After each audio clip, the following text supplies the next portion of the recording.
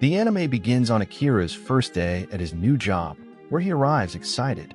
When his boss shows him his office desk, he accidentally bumps into the most attractive person in the office. He freezes at the sight of Sori's cute face. She welcomes him and tells him in a friendly manner that if he needs help, she can lend him a hand, piercing his heart in that instant. Later that evening, Akira and his co-workers go to a restaurant, and while drinking, he notices Sori again. He feels encouraged to impress her because she is completely his type, but at the end of their late-night celebration, instead of going home, everyone suddenly stands up and prepares to go to work. Akira returns to the office. Shocked to find his co-workers working all night, he spends several days there finishing his tasks before finally going home to sleep, realizing that his workplace is an exploitative corporation. During his first year of work, he discovers that workers sleep at the office to finish their assignments, don't have vacations, and payments are always late. In his second year, he wishes a missile would destroy the place, but just then, Akira sees Sori walking up to him with lunch. The only thing keeping him sane is the girl he secretly loves. However, Akira also discovers that every day, Sori is called by the boss to his office so he can take advantage of her. By the third year, the fatigue crushes him, and Akira sinks deeper into depression. Every night before sleeping, he wishes never to wake up. However, the next morning, while preparing for work, he steps outside and notices a warning paper about his subscription. He heads to the building manager to pay it and knocks on the manager's door many times, but there is no answer. The door stands open, so Akira steps inside, only to see a man furiously eating someone.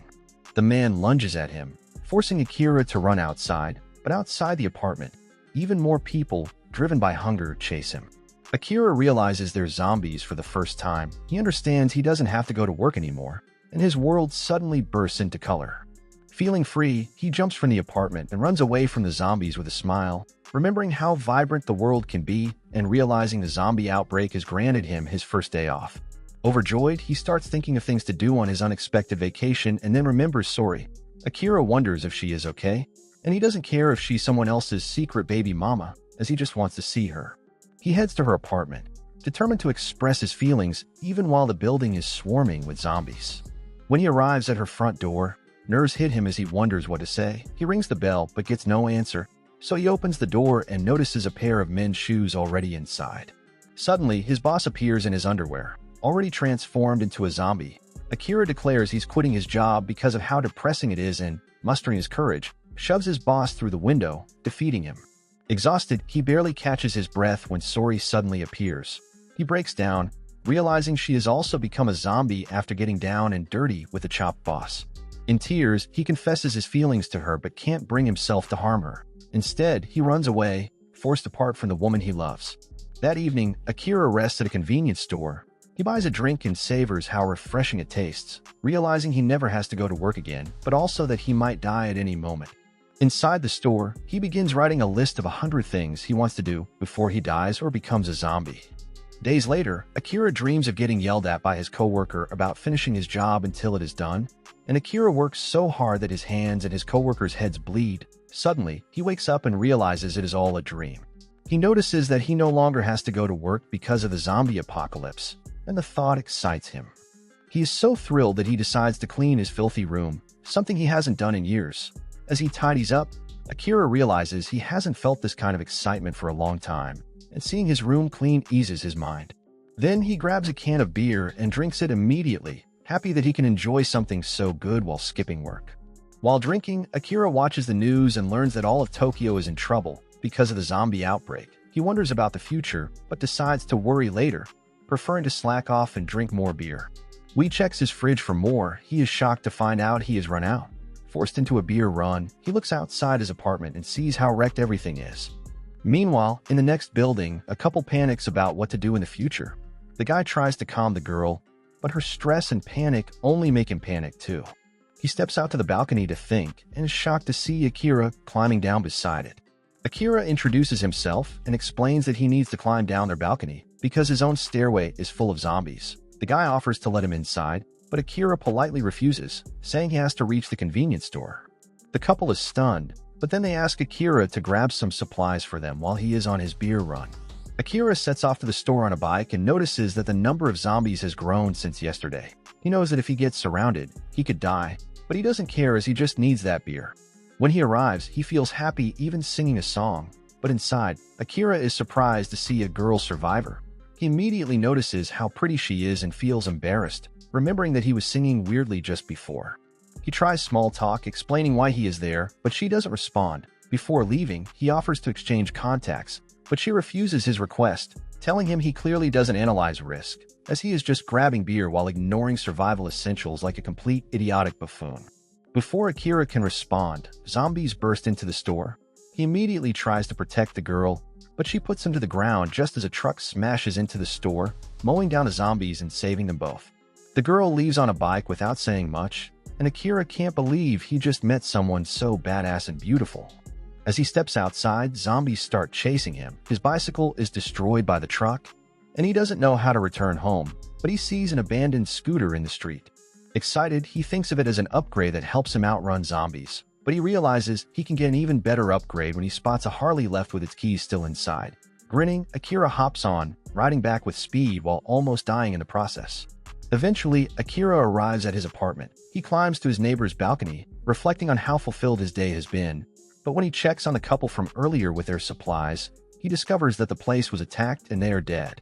At midnight, Akira drinks the beer he brought back while watching the news. He realizes life is short and that he has to do more before dying. So he opens his 100-list notebook and writes down a few wishes, like climbing a mountain and meeting his idol, Johnny Sins. Halfway through, he pauses to think about his parents, then adds a wish to go back home to spend time with them, ending his wish list at 33 wishes. Meanwhile, the day Akira went on a beer run, the hot and badass girl he met woke up in her own apartment. She immediately starts her treadmill workout and consumes protein. While jogging, she hears the news confirming the zombie apocalypse. Determined, the badass creates her own 100 list, hers being survival rules, much like the one in Zombieland. She then watches several zombie movies to study different types. To complete her preparations, she decides to observe the zombies around her apartment and realizes that if she faces multiple types at once, her survival chances drop dramatically.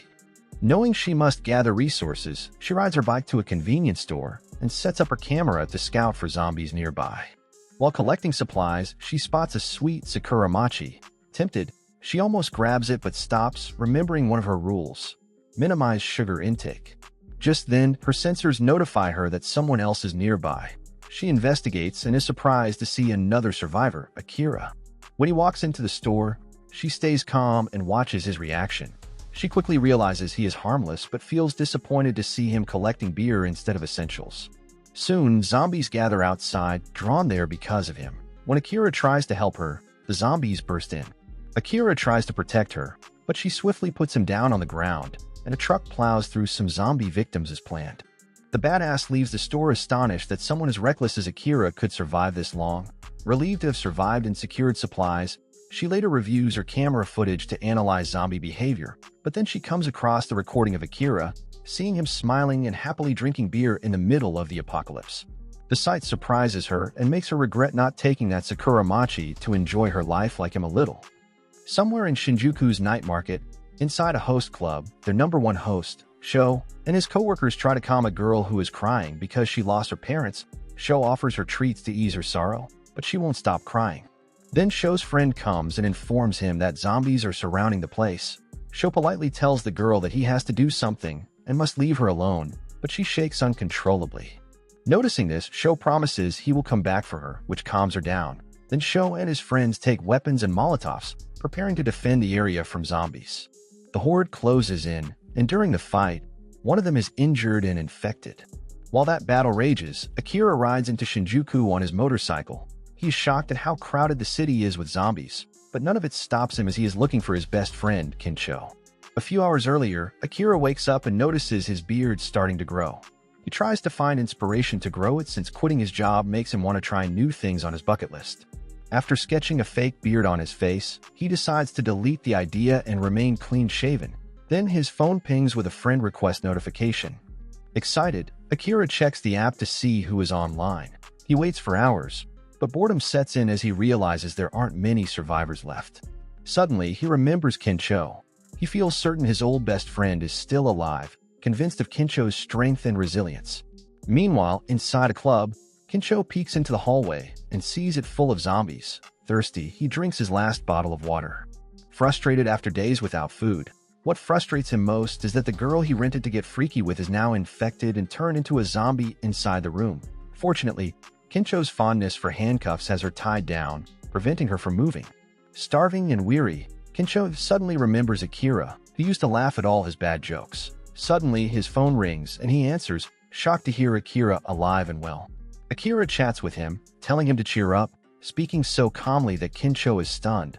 Kincho explains he is trapped in Shinjuku and that no one can save him because of the surrounding zombies. But Akira doesn't care and tells Kincho to text him the address, hanging up before Kincho can object. Driving to Shinjuku, Akira recalls his past with Kincho. In college, Kincho was popular, but that never stopped them from bonding. Years later, Kincho became a successful estate agent while Akira was stuck in his soul-crushing job. At a reunion dinner, Kincho bragged about his personal life, frustrating Akira. Kincho warned him to quit his job, but Akira lashed out, accusing him of showing off, which strained their friendship. Now Akira regrets spending years in a job he hated, and saving Kincho feels like a chance to relive their old days of fun. Back in Shinjuku, Sho is the last survivor. He accepts his fate, thinking it a noble way to die after all he has done. As a zombie lunges toward him, a car horn suddenly blares, luring all the zombies away, and Sho can't believe he is still alive. The zombies from Kincho's hotel are also drawn to the sound, surrounding the car, which then explodes. It was Akira who triggered it. Hearing the noise, Kincho steps into the hallway and is stunned to find it clear of zombies. He searches for a safe place but is suddenly greeted by Akira, which shocks him. Akira loudly apologizes for their fight, admitting his jealousy of Kincho's success and confessing he regrets not taking his advice. Kincho is speechless, confused that Akira came all this way just to apologize. Before he can respond, zombies burst into the hotel. Due to Akira's loud apology, the two are forced to flee to the roof. With time running out, Kincho panics, convinced it is the end, but Akira has another plan. He tells Kincho they must jump across to the next building. Kincho thinks it's impossible, but Akira leaps anyway, hitting the ground with bruises but surviving. He urges Kincho to follow, and terrified, Kincho admits he can't jump. He confesses he hates his job, revealing that behind the smiles and flashy lifestyle, he feels empty. All his wealth and success are a facade, as he never liked being an estate agent, and what he really wanted was to be a stand-up comedian. Akira encourages him, telling him that as his friend, he must listen to advice this time. He urges Kincho to quit his job and leap toward his true dream. Kincho finally understands. Taking a few steps back, he sprints and jumps as the zombies nearly grab him. The wind rips his clothes, leaving him embarrassingly exposed, and Akira bursts into laughter at the sight.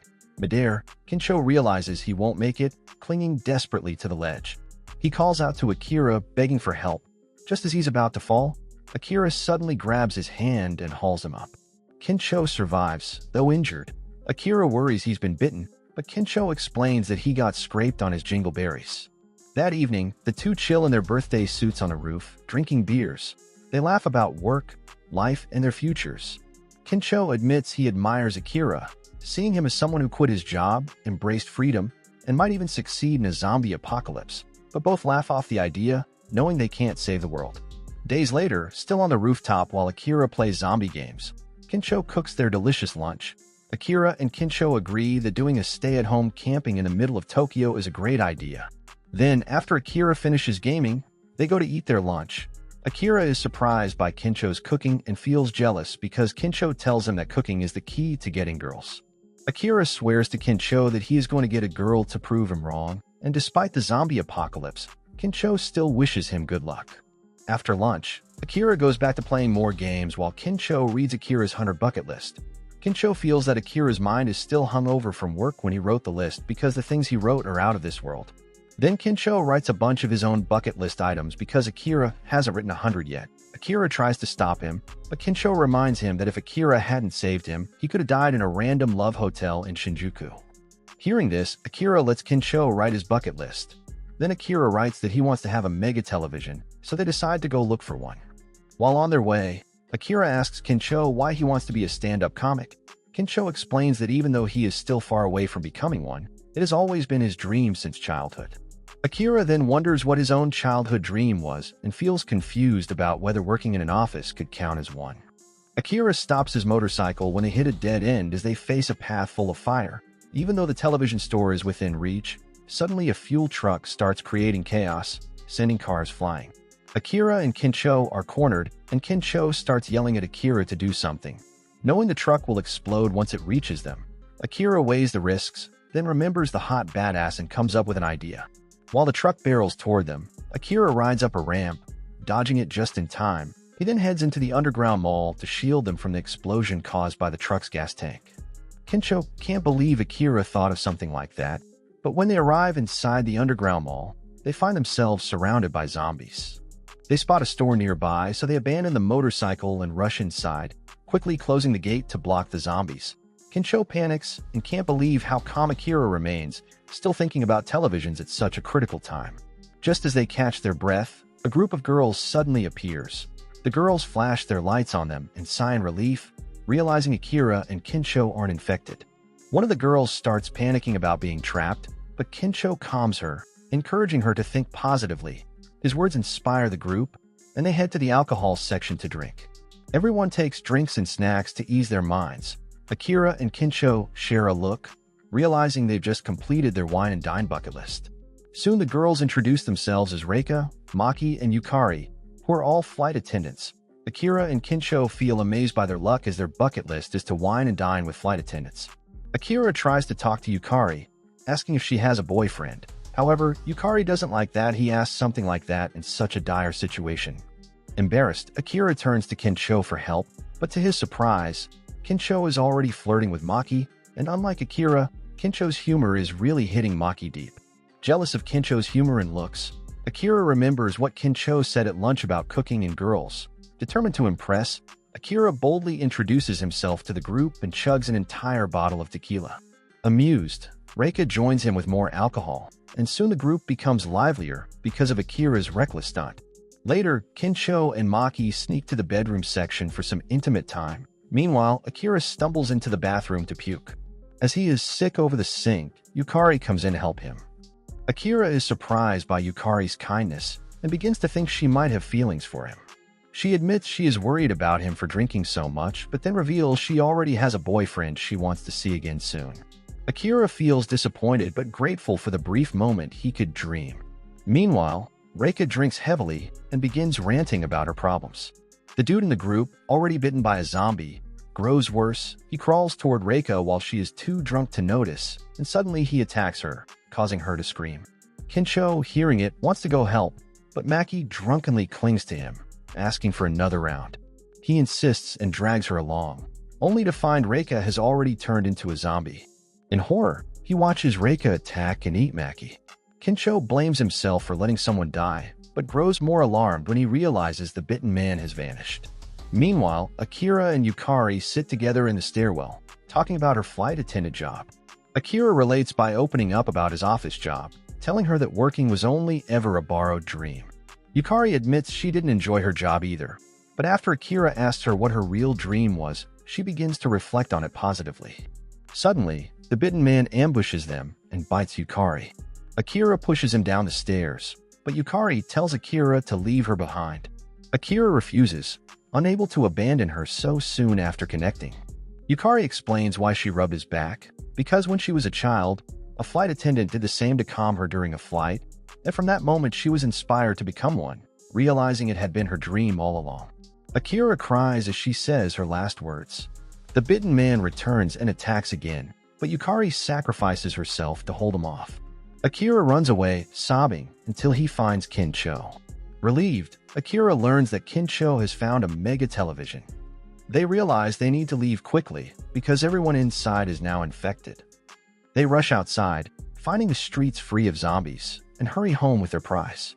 That evening, while Kincho makes dinner, he talks about how traumatized he feels after losing the flight attendants. Meanwhile, Akira reflects on Kincho and Yukari's words about childhood dreams. With newfound resolve, Akira writes a new item on his bucket list, which is to remember his childhood dream. When Akira was a little kid, he once saved his friend's dog from a couple of guys. He called himself Akira, the superhero of justice who is unafraid of anything, but then he wakes up and realizes it is a dream. He sees his bucket list, which reminds him of his childhood dream. That evening, Kincho informs Akira that all of Japan is not safe. However, some villages manage to isolate themselves in Hokkaido, which means Akira's family could still be alive. Then, Kincho decides he wants to go blonde and says that he wants to move on from his past life, inspired by Akira's aspirations, and he also wants to look good to pursue his dream of becoming a comic artist. Seeing Kincho with blonde hair, Akira remembers what Kincho and Yukari said about childhood dreams. Suddenly, Akira tells Kincho that he wants to become a superhero. He explains that he always wanted to be like Batman or Spider-Man, having people in a cool costume without reward. He says that he wants to help people no matter what, and his core idea is to become a superhero who save humanity from zombies. Kincho is surprised by Akira's excitement but supports him wholeheartedly. Although Akira can't fly or shoot webs, he has already researched how to beat zombies. Together, Kincho and Akira head to the aquarium, thrilled because they can access the back rooms. Kincho feels uneasy as the aquarium is in poor condition and could collapse any day. While exploring, Akira finds what he needs, a special spandex suit, and he spray paints it into a superhero costume. Meanwhile, in the city, a group of survivors is trapped inside a bus that has run out of gas. They panic, debating what to do, but the driver suggests waiting for the zombies to leave. Suddenly, one passenger turns out to be infected and attacks the others. The group is forced off the bus only to be surrounded by zombies. One girl manages to break away and runs toward the aquarium. Chased by a horde, she trips, and just as a zombie lunges for her, Akira appears and saves her. Akira beams with excitement and asks Kincho what he thinks of the costume, but Kincho shrugs, unsure what to say. It turns out that the diving suit he got was built strong enough to resist shark bites, making him invulnerable to zombies.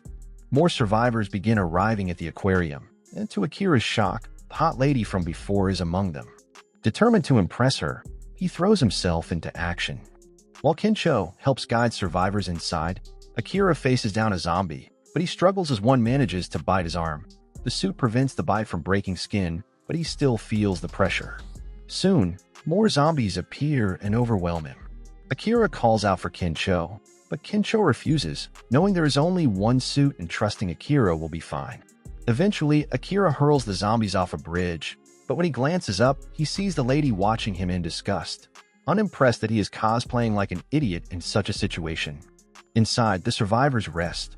The girl Akira saved is relieved and grateful, and Kincho compliments Akira for being a decent hero. Noticing Akira staring at the lady, he encourages him to talk to her. Akira approaches and reminds the lady that they met at the convenience store, and she remembers his goofy face but remains unimpressed. When Akira asks to exchange contacts, she critiques his reckless actions of playing a hero, calling Akira's behavior a sign of low self-esteem and a coping mechanism to cover it up by becoming a hero. Kincho tries to defend him but becomes intimidated after hearing her logic. Suddenly, a loud noise echoes through the aquarium. Akira and Kincho rush to investigate, finding water leaking into the hallway. To their horror, a great white shark appears, but this one has legs. They warn the others, sparking panic as the shark smashes through the aquarium walls, confusing Akira. The lady explains that the shark must have eaten infected divers, and the parasites inside are controlling it. The group flees upstairs, but zombies block the emergency exit. The lady recalls the layout from earlier and guides them toward another exit. As they run, the not-so-baby shark bursts into the room, tearing through zombies. The girl Akira rescued earlier panics, but the lady calms her until the girl suddenly shoves the lady aside and bolts for safety, leaving the lady behind. Kincho and the others escape through the emergency exit, but Akira notices that the lady hasn't followed. He immediately goes back for her while Kincho struggles to reopen the jammed door. The lady admits she hates traveling in large groups, believing they only increase the risk of her dying. As the shark charges her, Akira bursts in and spears the giant deranged sushi. The lady calls him stupid for risking himself, but Akira insists that if he meets a cute girl, he wants to know her, and if he sees someone in danger, he wants to save them. He says that is what it means to be a hero. With no plan, the two are forced to run in circles from the shark. The lady thinks of a strategy but needs Akira to take a risk, and he boldly agrees. They split up, Akira distracting the shark while a lady searches for equipment. She remembers reading that sharks have a weakness to strong electricity and races to find batteries. Akira narrowly dodges the shark's attacks but eventually stumbles and falls. Cornered, he braces himself. Just then, Kincho reappears, showing the shark his starfish to distract it and buy them time. The shark nearly devours Kincho, but Akira challenges it directly, summoning courage like a true hero facing his nemesis. The lady rushes back with working batteries, handing them to Akira. As the shark lunges, Akira activates the batteries and punches it square in the face, defeating it once and for all. With the monster slain, Akira, Kincho, and the lady regroup while the other survivors split from them. Akira crosses another item off his bucket list to becoming a superhero. Knowing that he did that, Kincho teases that he makes a great team with the lady, which embarrasses him. As they walk together, the lady notices Akira's 100-item bucket list notebook. She pauses and reveals she has her own list, not of dreams, but of strict rules to ensure she will survive. She explains her different objectives, saying they make her unfit for Akira's carefree lifestyle, but Akira tells her he doesn't care and that she is important to him. He saved her not to impress her, but simply because he wanted to, and his sincerity makes her fold. Later, when Akira and Kincho prepare to leave on their bike, the lady tells them she'll be fine on her own and plans to find another safe place. But before they go, she hands Akira her number, and he happily accepts it, finally knowing that her name is Shizuka. Finally getting the lady's contact, Akira feels elated. His life is improving, and with Kincho by his side, he decides that they should go to Gunma to find his parents. Later, Akira and Kincho go to a watch store where Akira finds an expensive watch. Akira decides to steal it because it is the zombie apocalypse, but then Kincho shows Akira that he has found an even more expensive watch. Both of them put on suits and wear the watches to complete one of their bucket list items. At midnight, Akira and Kincho realize that they are out of water and all the electricity in Tokyo is down. They have already charged their phones, but they can't watch the news or get updates, and they know they have to get serious. But Akira tells Kincho to look up at the stars, and both are amazed by how bright the stars look in Tokyo now that the city lights are out. Seeing the stars makes Akira think of his parents, and Kincho comforts him by saying that they are still alive. Akira agrees because their next journey is to his hometown Gunma. The next morning, Akira and Kincho pack their things to prepare for the trip. After packing, Akira goes to his old room and says goodbye to his college and office life for the last time. They get ready to head to Gunma, where Akira reveals it will take hours of riding to get there, but before leaving, he says he wants to steal something. Kincho thinks Akira means a real gun so he can exercise his Second Amendment rights, but Akira reveals he wants an RV, a place where two bros can sleep, cook, ride, and cuddle during the zombie apocalypse. Both agree with the idea, so they go to an RV place where they run into Shizuka. Akira is surprised to see Shizuka there and feels that they are meant to be together since this is the third time they have met by coincidence. Kincho and Akira realize that Shizuka is planning to leave Tokyo, so Akira asks her to come to Gunma with them. Shizuka refuses, saying she doesn't see any benefit in teaming up with these idiots because she doesn't think she has enough of a reason to join. Akira feels heartbroken hearing this. Kincho then asks her what she is doing there. Shizuka explains that she has watched hundreds of zombie movies and knows that an RV is a great way to travel. Akira gets excited that she shares the same idea and asks her again to join them, but she refuses once more. Kincho then checkmates her by pointing out that she doesn't have a driver's license, meaning she could hurt herself while traveling alone. Akira agrees, telling her that traveling together is safer and more fun, especially with someone who knows how to drive, which forces Shizuka to join them. They all go inside the RV place, amazed by the many different models. While the guys look at RVs, Shizuka examines which one would actually be best for a zombie apocalypse. She eventually finds a suitable off-road model that can easily bypass zombies. When she goes to show them, however, Akira and Kincho have already chosen the most expensive RV. Akira loves it because it has everything he could want, but Shizuka disagrees, pointing out that it is too big to pass through abandoned cars on the road. She then points to the one she chose, but Kincho urges her to have a little fun, guessing that she must have a favorite RV herself. She thinks that it's stupid to have fun, but Shizuka spots an RV with a Bali-style luxury interior and immediately falls in love. Kincho teases her for falling in love with an RV, but as they argue about which RV to take, zombies suddenly burst into the dealership, forcing the trio to grab the nearest RV and escape immediately. Akira and Shizuka drive the RV while Kincho rides the motorbike on the highway. Akira notices how quiet everything feels.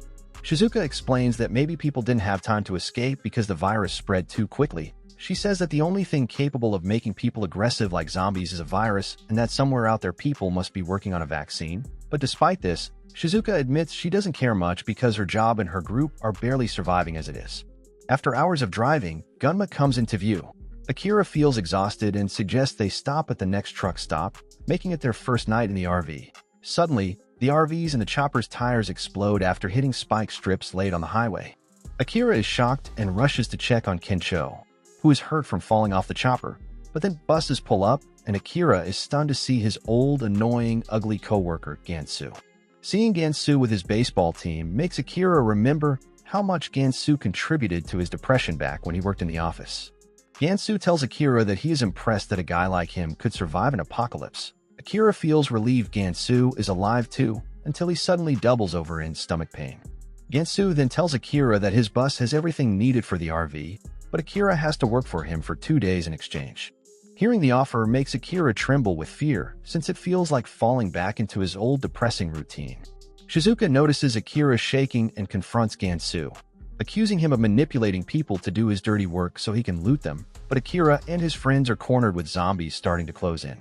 Afraid and pressured, Akira accepts Gansu's offer, which makes Gansu grin with satisfaction.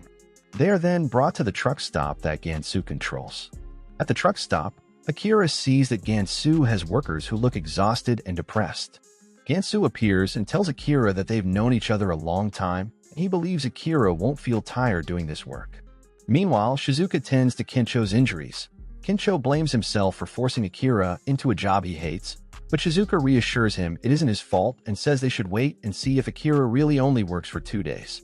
The next day, Akira moves boxes and feels like he is back at his old office job, but he tries to stay positive, reminding himself he wants to change.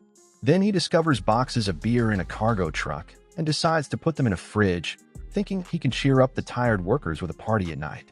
Suddenly, Gansu walks in and yells at him for doing this, terrifying Akira, but then Gansu's friends arrive and see the beers in the fridge.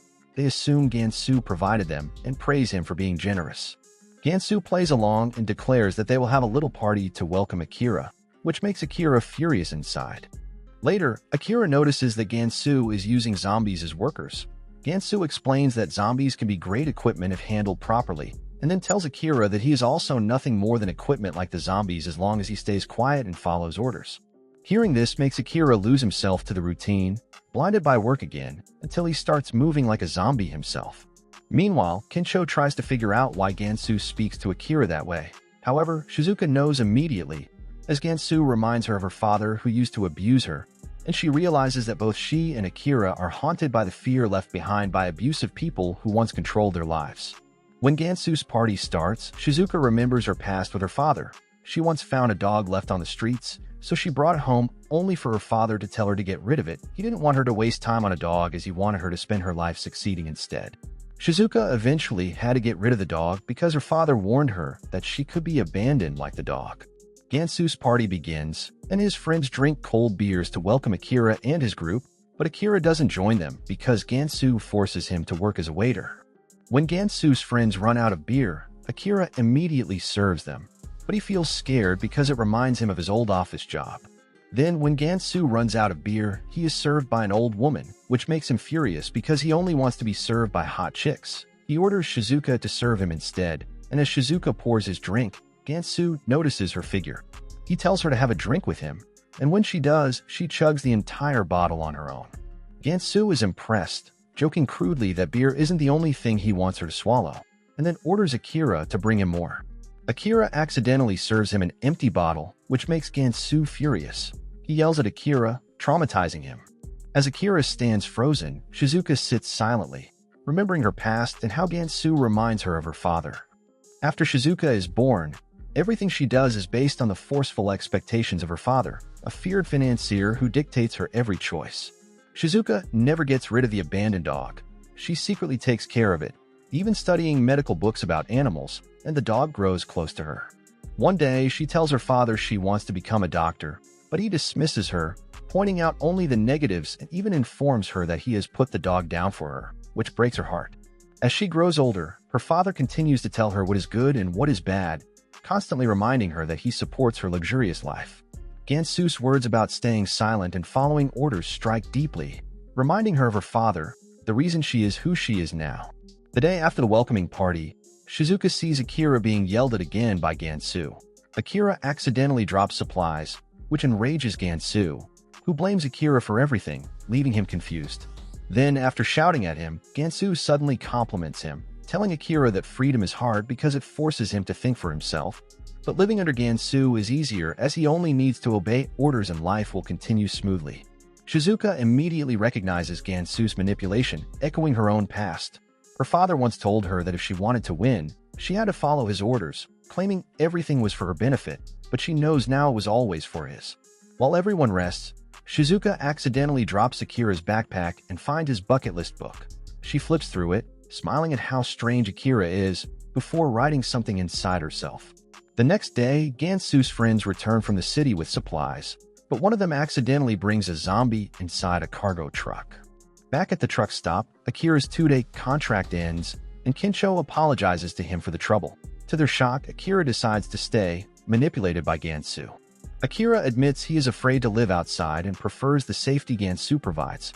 Kincho finds this strange since Akira isn't like that, but as Shizuka tells Kincho, they need to leave him as it is Akira's choice. However, as they prepare to leave, Akira insists he has to repay Gansu's kindness, which infuriates Shizuka, reminding her again of her father. She yells at Akira, calling him blind, and explains that Gansu is manipulating him to fulfill his endless desires. She reveals that she was once the same, but Akira opened her eyes to live freely by her own will. She declares that she wants to leave Gansu behind with everything she can, shocking everyone.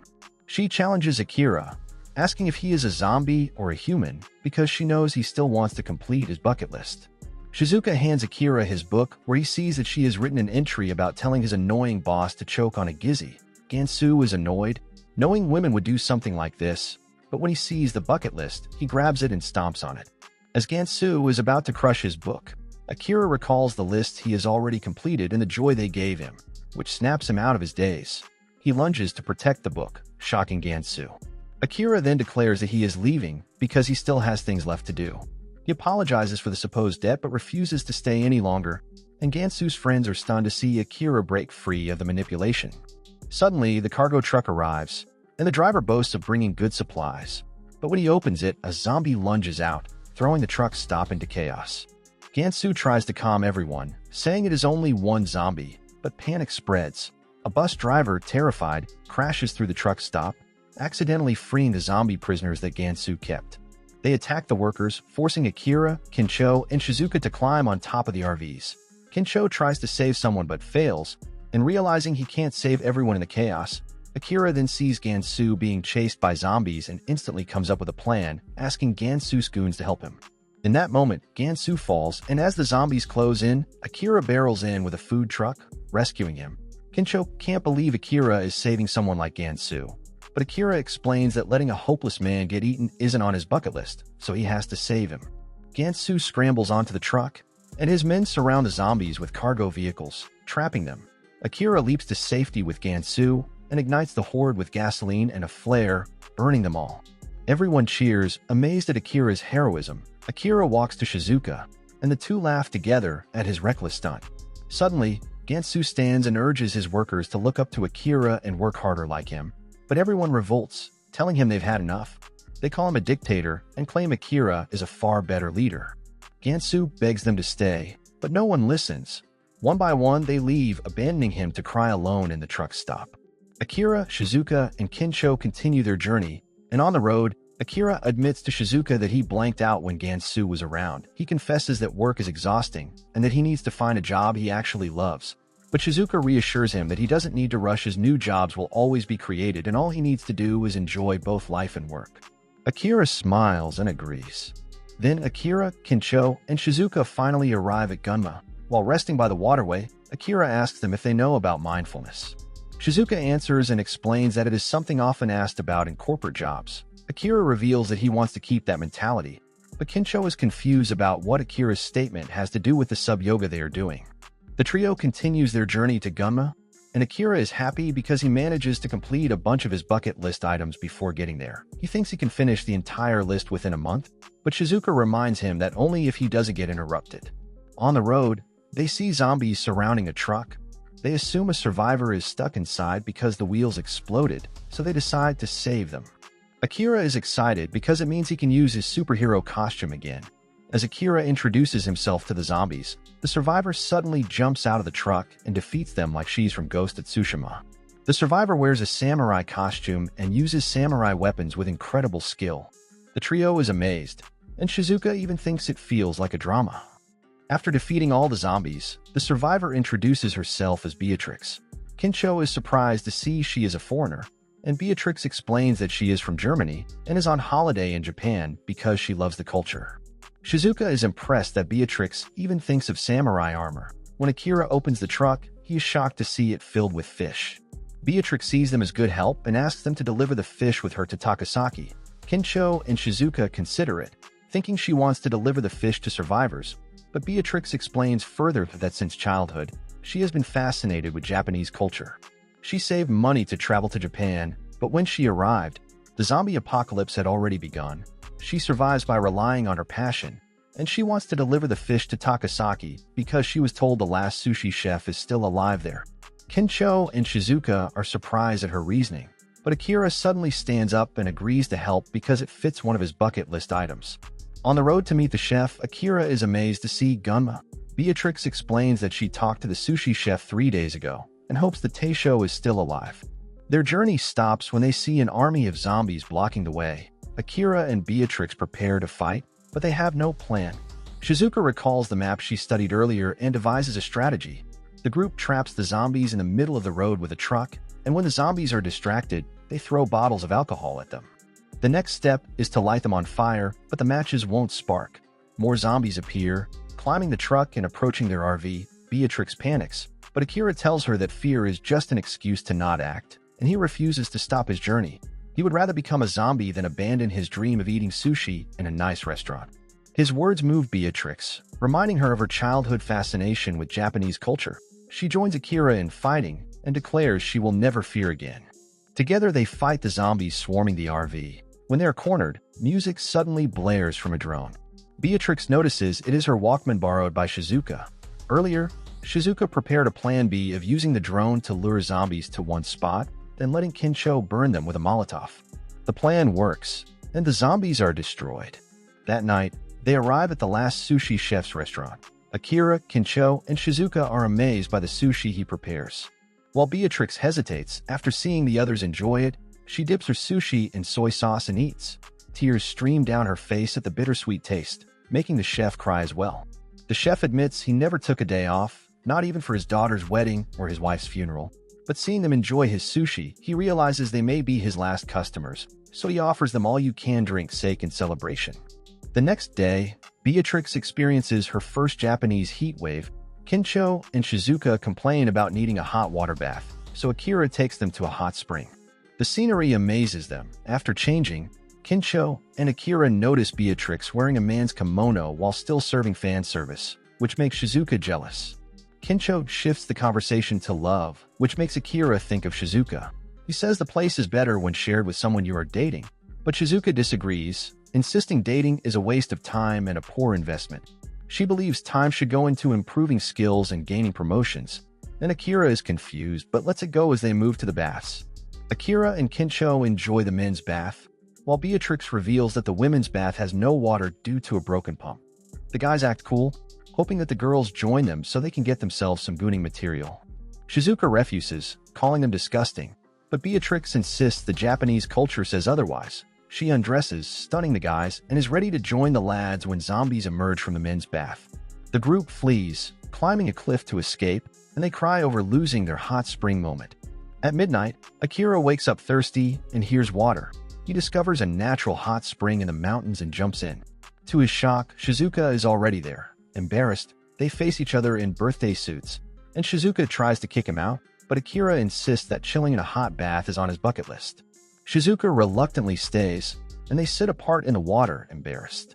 Shizuka apologizes for dismissing his view on love, admitting her father's disapproval influenced her words. She opens up about herself, surprising Akira. She smiles, saying she is bad at romance, but if she falls in love, she wants to fall for someone she can be open with like she is now. They both blush heavily, realizing what Shizuka just said, and she quickly tries to explain herself. Just as Akira tries to say something, Kincho and Beatrix arrive. Kincho teases them about hooking up, making them even more embarrassed. Then he joins, not wanting to third wheel, and Beatrix also undresses and joins in, completing another bucket list item, enjoying time in a hot spring bath. Years ago, before Akira goes to Tokyo, he speaks to his father about his needs. His father tells him the man who has no dream is nothing compared to a jellyfish. But Akira doesn't listen because his father is a lowly country farmer. Akira and his group continue their journey to Gunma, where Kincho prepares a one-liner to impress Akira's parents. Akira is nervous about meeting them because it has been years since he last saw them, and their previous meeting was awkward due to their differing opinions about his office job. He knows it will be awkward again and worries about what they will say when they learn he quit. Suddenly, Akira stops the RV because the tunnel road to his hometown is blocked. He gets out to check and, to his shock, an army of zombies waits behind the blockade. Akira's village lies just beyond the tunnel, and despite his excitement, Beatrix assumes the village is gone. But after Akira looks through the tunnel, he feels no one he knows is there. Shizuka senses what Akira is feeling and suggests they take the forest route. They enter the forest to get to Akira's village, and Shizuka explains that the tunnel is sealed because zombies from the city keep spawning, but she believes the village itself is safe. While Akira talks to her, an old man suddenly appears, chased by a zombified boar.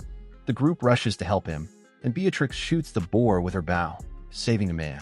The old geezer introduces himself as Masaru, a carpenter. He explains that zombies are coming from the cities, forcing him to seek safety in the forest. As a carpenter, he chooses the woods because he can easily build a home or a treehouse. Masaru proudly shows them his treehouse, and Akira instantly falls in love with it as building a treehouse is one of his bucket list goals. Masaru says he has been alone in the forest for a while, but he doesn't mind as he isn't interrupted and zombies can't reach him because he can always build higher. While showing the treehouse, Akira offers to help him finish it. Shizuka suspects he's only doing it because it's on his bucket list, but Masaru accepts their help, and Akira becomes ecstatic. Masaru teaches Akira and Kincho how to build the perfect treehouse. He tells them they must understand the forest, and if they are ever unsure, they should ask the forest. He explains that if they learn to listen to it, they can become mindful and hear the voice of nature itself. Akira is amazed, as this old dude is like Gandhi, and the lesson feels profound, and he connects it to his own life, realizing something new about the world and himself.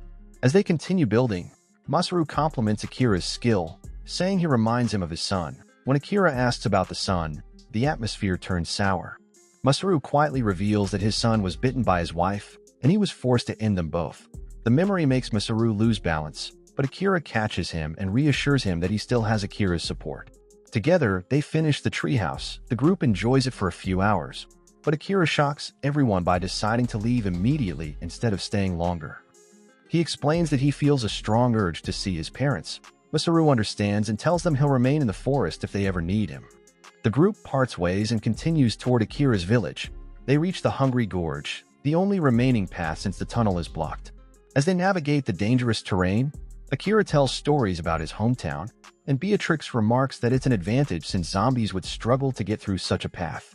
Eventually, they clear the obstacles and see Akira's village in the distance. As they walk closer, Akira's anxiety grows. He worries his parents will be disappointed, but he forces himself to stay positive, eager to see them again. When they arrive, the village looks empty, and Akira rushes around searching for his parents. Fear grips him, but to his surprise, the villagers are gathered in one house, drinking and celebrating. The moment they see him, someone shouts that Akira has returned. Akira looks at his father and expresses his gratitude for everything his parents have done for him, but his father walks over and hits him on the head, scolding him for coming all this way just to say something like that. He warns Akira to think more carefully, reminding him that the world is in chaos. Then he invites Akira's friends to stay for a while and goes back to work in his field. Shizuka is surprised, as she didn't expect Akira's father to act that way. At lunch, Akira's mother served them a simple meal, but they don't mind as they're all starving. She explains to Shizuka that their village is remote, which helps them survive winters and even the zombie apocalypse. She reveals that people from the city tried to take refuge here, but some were infected and attacked others, forcing the villagers to barricade the tunnel. However, some survivors were allowed to stay and now live peacefully in the village. Beatrix grows excited and suggests Akira add renovating a home to his bucket list. Akira agrees it's a good idea, but reminds himself that his real reason for coming is to spend time with his family and repay his parents.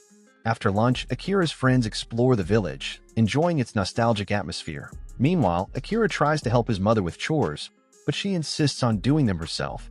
telling him to rest after his long journey. He sits and watches her, feeling both grateful and useless. Soon after, his father calls him to help in the field.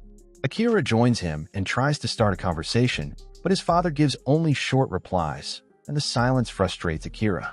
When they finish, Akira realizes he's struggling to find a way to repay his parents. Then he notices his father wincing in pain as a small cut on his hand bleeds, and Akira senses that his father's health is failing. He helps him carry vegetables back to the village and spots a group of people arriving. Among them is a man Akira vaguely recognizes, and his father explains that the man came from the city, but Akira grows uneasy as they seem to be heading toward the tunnel. That man is Kei, who once lived in the city, unemployed after corporations refused to hire him. One day, while buying cigarettes, he saw a zombie devouring someone. Terrified, he ran only to discover the entire city overrun. But instead of despair, Kei felt liberated. For the first time, he was free to do whatever he wanted. He and others looted convenience stores and formed a group. Together, they created a list of 100 things to do before becoming zombies. But unlike Akira's list, Kei's group filled theirs with reckless and immoral acts, degenerate, selfish desires born from chaos and bitterness. Days later, Akira tries out dreadlocks as part of his list and calls himself a farmer dreadlock after Sakura styles his hair. Then they sit down together where Sakura reveals that she has been working in a salon for a decade. Nagisa and Ayumi are also there, and they reveal that they used to be a makeup artist and a teacher in Tokyo. Nagisa shows Akira that she used to do makeup for a zombie movie that Akira has watched before, and Nagisa says she should have worked on the sequel, but it got cancelled because the fake zombies turn into real zombies. Since then, Nagisa has been traumatized because she was attacked by real zombies, and she tells them the story of that terrifying moment. She starts crying, but Ayumi calms her, telling her that everyone has their own struggles getting to the village, and each day she lives there, she feels more grateful and wants to keep living in the village because they immediately accepted her. Nagisa is moved and feels calmer. Meanwhile, Shizuka is making rice in the kitchen when Tommy suddenly walks in on her, and is surprised that a girl like Shizuka can cook rice the traditional way. Tommy explains that cooking rice over fire is the best way because it makes the rice taste better. Shizuka learns something new and finds it the best way to cook rice in the zombie apocalypse. Suddenly, an old man hugs Shizuka from behind and tries to get freaky with her. Tommy immediately drags the man away and explains to Shizuka that he has always been like that since his wife died. Then a man walks in and asks Tommy for some bandages because he has sliced his hand while hanging. Shizuka tells him how to treat it better and more efficiently, surprising both Tommy and the man.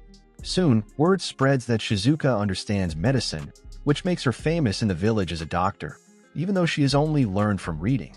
Meanwhile, Kincho explores the village and comes across a cesspit. An old man explains that it is for fertilizer for their fields, and that a local myth says if someone jumps into it, they will become younger. Kincho refuses to try and asks who the sad little girl sitting with a dog is. The old man explains that the girl came from the city, lost her parents, and the dog is all she has left. Kincho goes to talk to her and tries to impress her with his juggling skills, and the girl asks if Kincho is clapped in the head, but Kincho says it is common courtesy to say hello to a girl, whether young or old. Then he tells her that in Italy, if a girl smiles, they have to compliment her as a courtesy. The girl laughs because she knows Kincho isn't from Italy, but she realizes he only wanted to make her smile. Kincho introduces himself to the girl, who introduces herself as Anju, but Kincho decides to call her Angie to feel closer to her. Meanwhile, Beatrix visits the water wheels that produce electricity for the village. She's fascinated by Japanese culture and finds the system ingenious. An old lady explains the fences to her, saying they protect the village from zombie boars and bears. The old lady also shows Beatrix an earth leakage circuit breaker and warns her never to touch it because it is dangerous. Later, Ayumi gives Akira and the others a pep talk about the connection between the villagers. She says that even though the village is limited, the closeness between people makes her happy, something city life could never offer. Akira is deeply moved by Ayumi's words and remembers them. At noon, while Akira works in the field, Kincho appears to encourage him. Then Kei walks by, and Kincho calls out to him. When Kei sees Akira, he immediately runs away.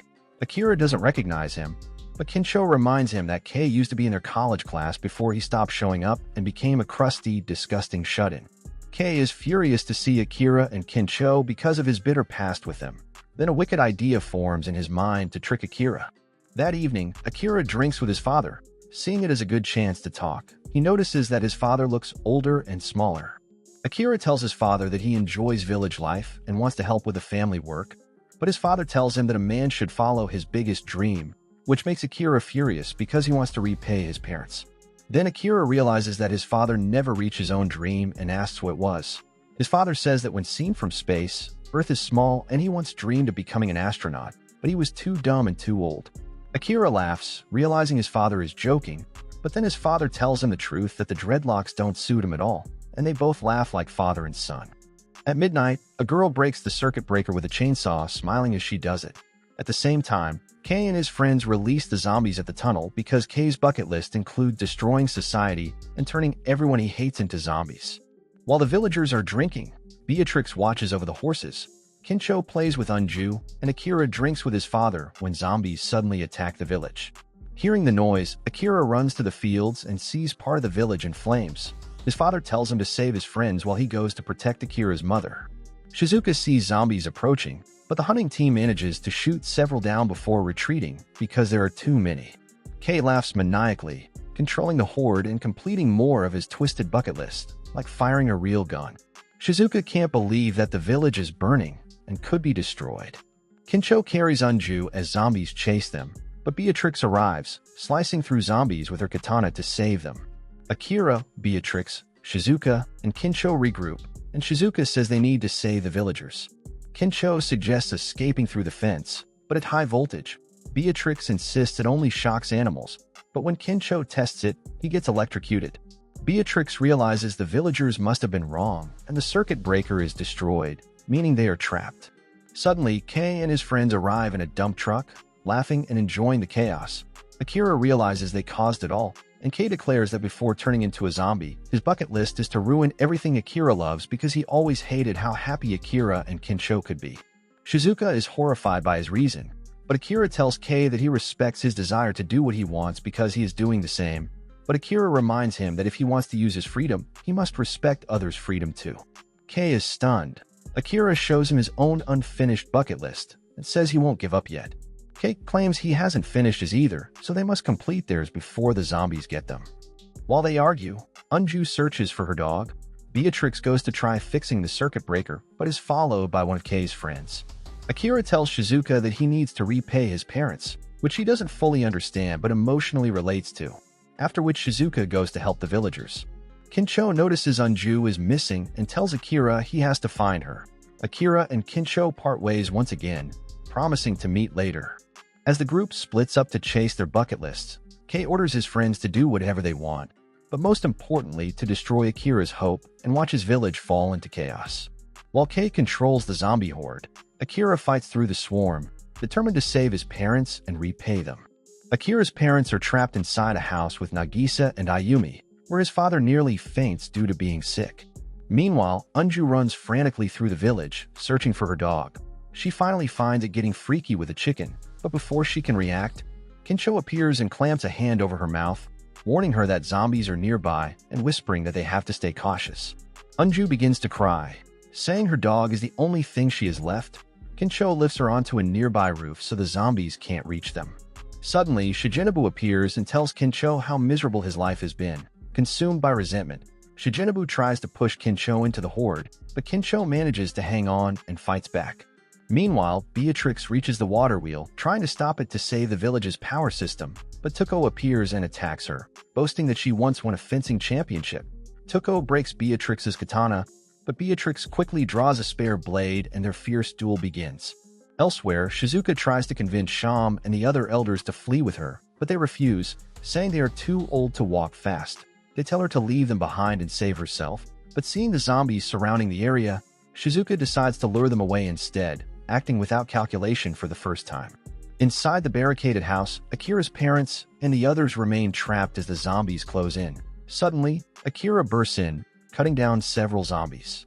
While fighting, he shouts out everything he has always wanted to do for his parents. His father, hearing his words, is moved to tears. When Akira is about to be overrun, his father pulls him inside and tells him that if he truly wants to repay them, he should take care of his mother before leaving to sacrifice himself. Shijinobu's past flashes in his mind. He once had a married life that he found suffocating, and while his neighbor got promoted, he felt stuck and constantly compared by his wife. Every evening, he would escape to bars and internet cafes, blaming his wife for all his misfortunes. Naoki, on the other hand, once worked at a fancy restaurant, but his laziness made everyone despise him. Shizuka escapes from the zombies and hides in a field, but the new guy Naoki appears, and Singer is one of his bucket list goals. Horrified, Shizuka runs, but Naoki stops and curses his bad luck again for ruining his moment. Meanwhile, the original guy, Hiko, wakes up, sensing his wife's spirit guiding him. Beatrix and Tuko continue their intense fight. Tuko grows impressed by Beatrix's skill, but becomes impatient and revs her chainsaw, drawing zombies closer. Beatrix calls her evil, but Tuko, trembling with rage, begins ranting about her miserable past, and the more she remembers, the more violent her strikes become. Elsewhere, Kincho still struggles with Shigenabu.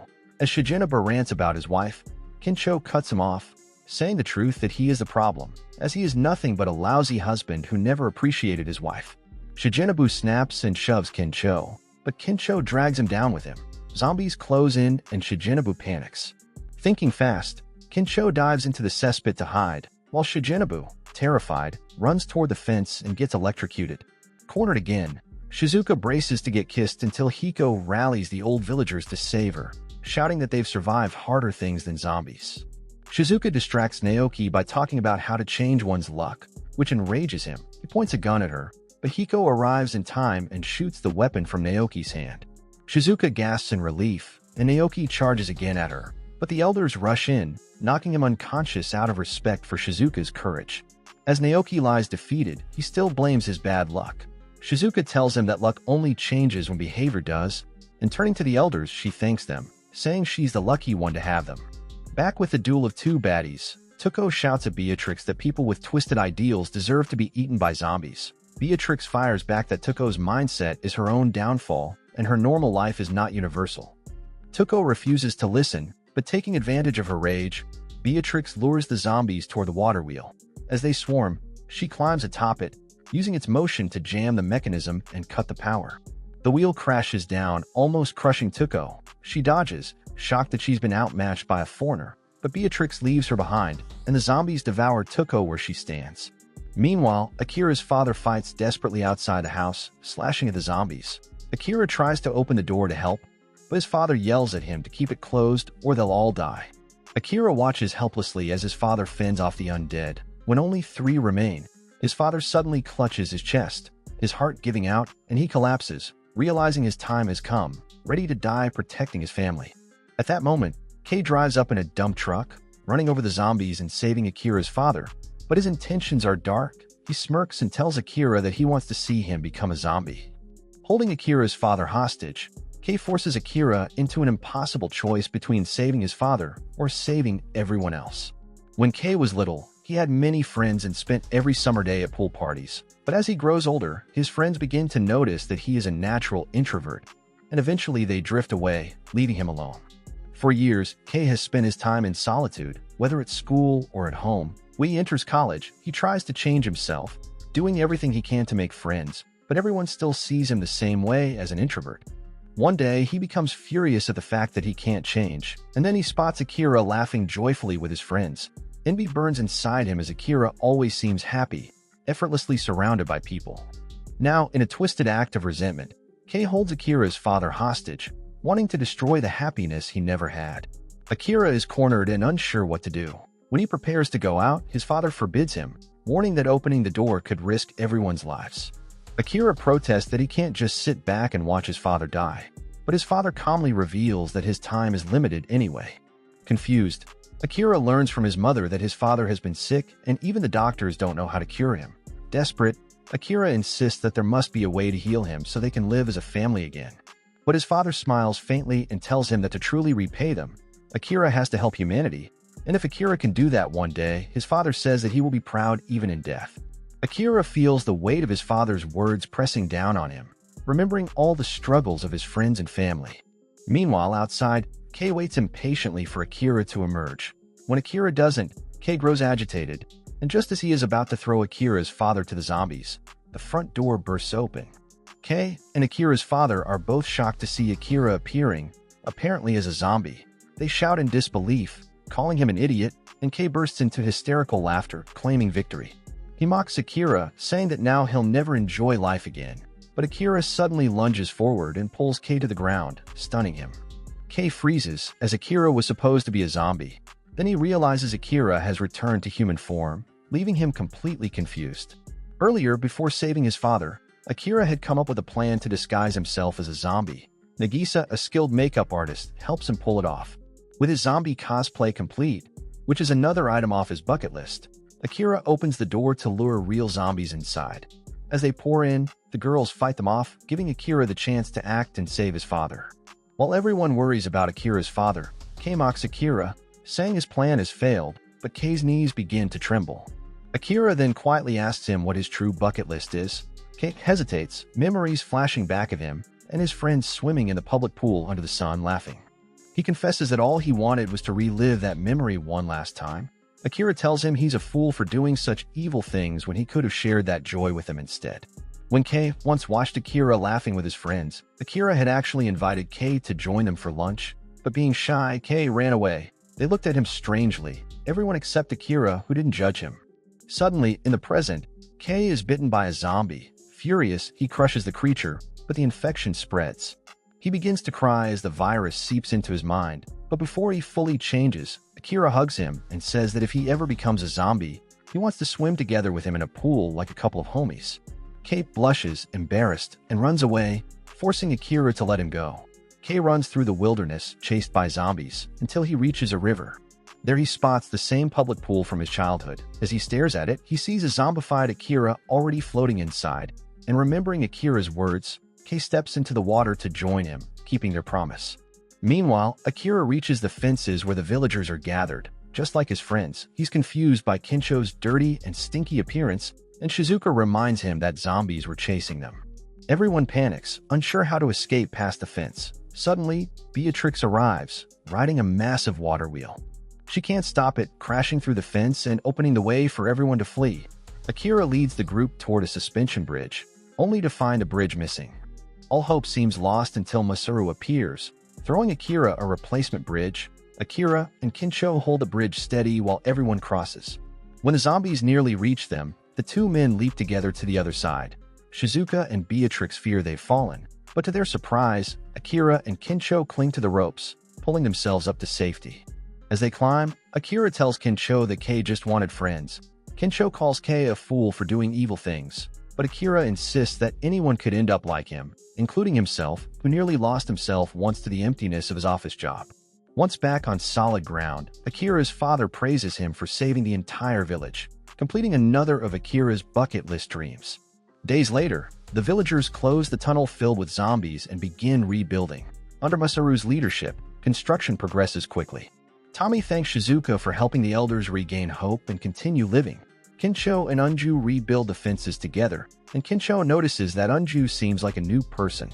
She tells him she's done crying over zombies because someone finally made her smile, thanking the next Kevin Hart, Kincho, for cheering her up. That evening, Akira tends to his sick father. His mother tells him that his father has always worried about him, not because of the zombie apocalypse, but since the day Akira left for Tokyo. Overcome with emotion, Akira promises that if anything happens, he'll take care of his mother in the village. Then his mother reveals the truth that his father only has hemorrhoids. The group is stunned by the stupid illness, and Akira bursts out laughing in relief. Still smiling, he remembers his father's advice to dream big. Suddenly, Akira stands and announces that he's leaving the village to travel across the country to save the world and cure his father's hemorrhoids. His friends are shocked, but his father beams with pride at his son's big dream. Akira writes a new entry in his bucket list of curing his dad's hemorrhoids. Then he invites everyone to add their own dreams. The group crowds around, scribbling new goals for their next adventure, bringing a proud smile to Akira's parents. The next morning, Akira and his friends say their goodbyes. Shizuka reminds Hiko she's not his wife. Unju cries and tells Kincho to return soon, and Akira's mother hands him cooked seaweed so he won't starve on the road. Before leaving, Akira's father promises to take care of his wife, making Akira smile. As they depart, Akira suggests heading north where many survivors are rumored to be, while others joke about going to America to make the vaccine. Days pass as they fight zombies and encounter other survivors. Instead of searching immediately for a cure, they take time to sightsee, laugh, and enjoy their journey. And so for their next destination, Akira and his friends set their sights on Hokkaido.